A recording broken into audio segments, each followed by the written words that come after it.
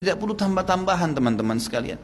Kalau Nabi Muhammad SAW tidak pernah lakukan maulid, kenapa anda lakukan? Apa maunya gitu loh.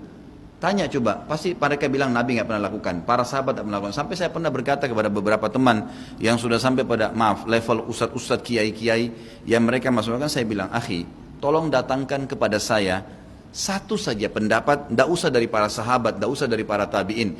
4 orang imam saja, Imam Ahmad, Imam Malik, Imam Syafi'i, Imam Abu Hanifah, ada enggak? Satu saja statement mereka yang suruh buat maulid, coba datangkan kepada saya.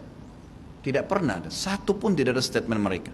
Dan itu muncul justru setelah mereka meninggal. Imam Abu Hanifah meninggal tahun 150 Hijriah, Imam Malik meninggal 179 Hijriah, Imam Syafi'i meninggal 204, Imam Ahmad meninggal 240 Hijriah. Itu munculnya maulid di tahun pas Imam Ahmad terakhir tuh, 10 tahun sebelum meninggal, 230 Hijriah oleh orang-orang Syiah yang ada di Mesir. Itu mereka lakukan. Karena mereka mau mencontohi ya yang dilakukan oleh orang-orang Nasrani merayakan hari lahirnya Nabi Isa alaihissalam. Banyak orang bilang ini kan cuma untuk syiar. Syiar akhi, sampaikan sejarah Nabi Muhammad SAW.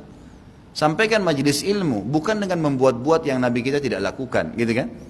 Saya sudah kasih contoh tadi di perusahaan, walaupun kita dekat dengan seseorang pimpinan perusahaan pun, tidak mungkin kita bisa melanggar apa yang dia inginkan. Harus mengikuti apa yang dia titahkan, gitu kan? Seperti itulah memahaminya. Dan segala macam jenis-jenis perbuatan saya tidak rinci satu persatu teman-teman sekalian. Saya sarankan, jadikanlah Nabi Muhammad SAW betul-betul sebagai kiai anda. Kalau mau kerjakan sesuatu, tanya, Nabi Muhammad SAW kerjain enggak? Kalau enggak, cukup. Kita enggak lebih pintar dari Nabi SAW teman-teman. Dan beliau diutus untuk dicontohi. Yang diperintahkan saja sudah padat, sudah banyak. Untuk apa buat-buat lagi? Udah banyak gitu kan? Dan anehnya teman-teman yang buat acara maulid ini, subhanallah, banyak sunnah Nabi yang ditinggalin. Banyak, melimpah sunnah Nabi gak dikerjakan. Banyak sekali, kita temukan kukunya masih panjang, hal yang kecil.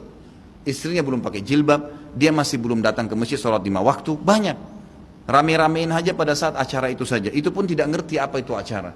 Datang baca salawat berdiri tengah-tengah padahal dianggap ruhnya Nabi SAW sedang lewat tuh. Itu keyakinan mereka itu. Coba tanyain gitu kan. Memang sudah begitu. Jadi tidak cukup dengan kata-kata baik. Mohon maaf, saya katakan ini dengan teman-teman yang melakukan perbuatan-perbuatan yang Nabi SAW tidak perintahkan.